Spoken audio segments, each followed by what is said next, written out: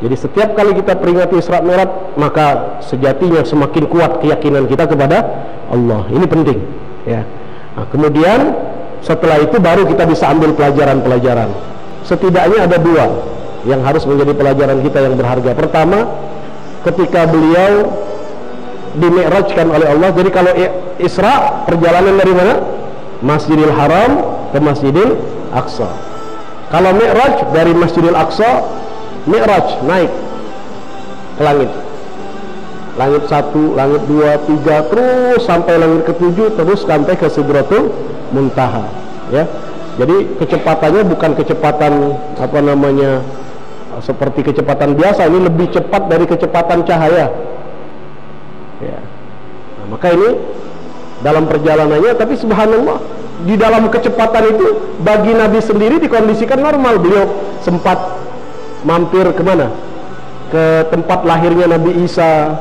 Beliau juga sempat lihat Nabi Musa sedang sholat, ya. Nabi Musa sedang sholat, beliau lihat, ya. Kemudian beliau sampai ke Baitul Maqdis, ya. Baitul Maqdis beliau kemudian apa?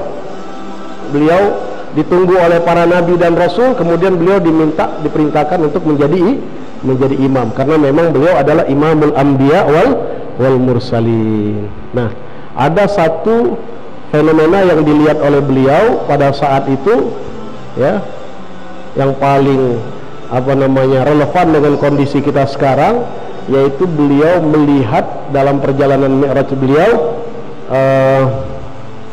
ada orang, kata Rasul sallallahu alaihi wasallam, saya lihat marartu lailatan usriyabi bi rajulin, ya, bi rijalin lahum adhafir lahum adfar, ya, min nuhas.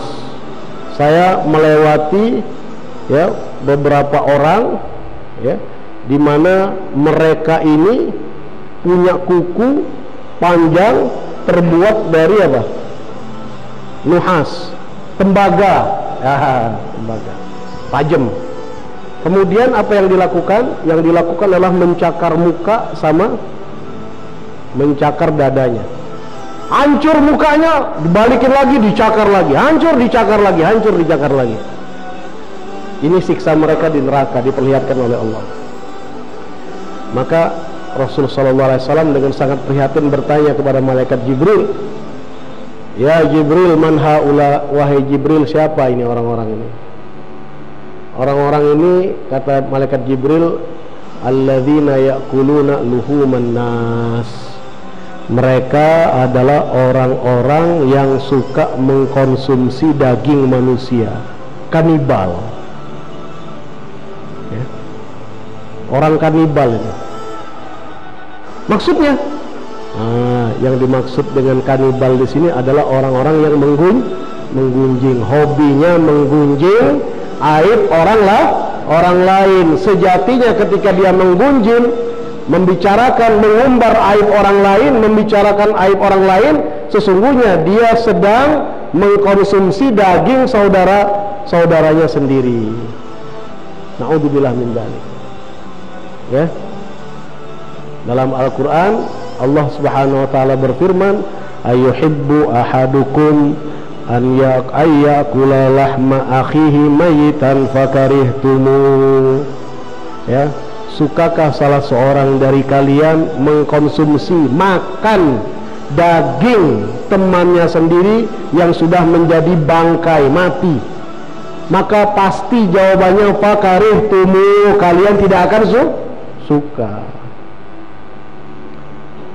Ini kiasan untuk apa? Untuk orang yang apa? Yang menggunjing orang lain, saudaranya sendiri, membuka aib, mencela, mencaci maki, ya, yang sekarang ini sudah dianggap sebagai satu komoditi, dianggap sebagai satu apa? Sebagai satu lahan bisnis, sehingga acara-acara di televisi, di internet, di YouTube itu ratingnya menjadi tinggi kalau temanya adalah membicarakan aib orang lain. Subhanallah, la ilaha illallah, ya, haram hukumnya, ya, haram hukumnya, ya.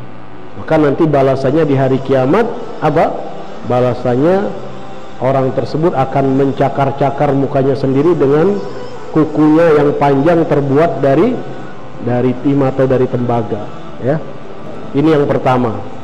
Kemudian yang kedua, Rasulullah SAW juga melihat dalam peristiwa Isra dan Mi'raj itu ada orang, ya, itu dipukul dengan sakhra, batu besar, sampai pecah kepalanya, buyar kepalanya, hancur, ya.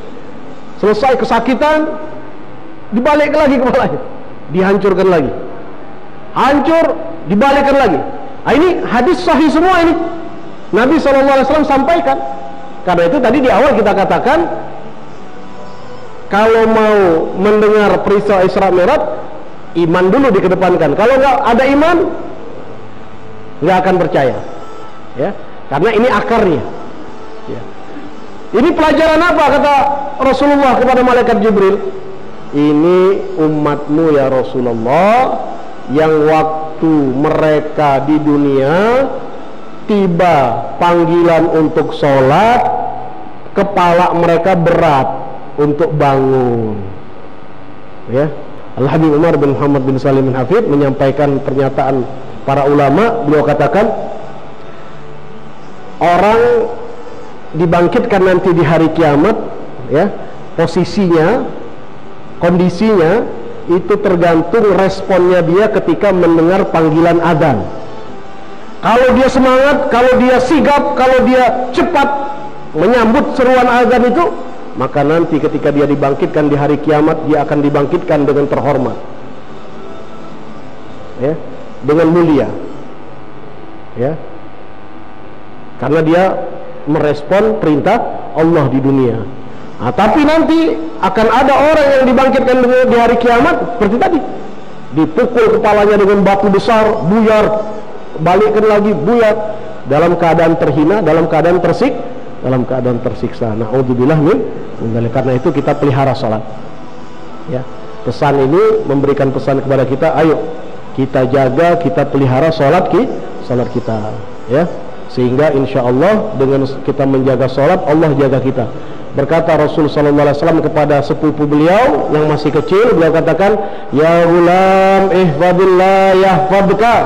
Wahai anak kecil, jagalah Allah, pasti Allah akan jaga dirimu, ya. Para ulama juga sering mengatakan, kalau engkau melihat hidupmu, ya, carut marut, ya, banyak problem tidak pernah selesai, ya, maka perbaikilah hubungan antara dirimu dengan Allah, karena yang berkuasa untuk memperbaikinya adalah Allah. Bisa jadi sholatmu nggak benar, atau bisa jadi engkau sholat tapi tidak sholat, ya, dengan sholat yang sesungguhnya, ya. Bisa jadi wudhunya, hati kita betul-betul berada dalam kondisi yang memprihatinkan karena tidak menjalankannya dengan benar. Perbaiki sholat kita, maka Allah akan perbaiki keadaan kita.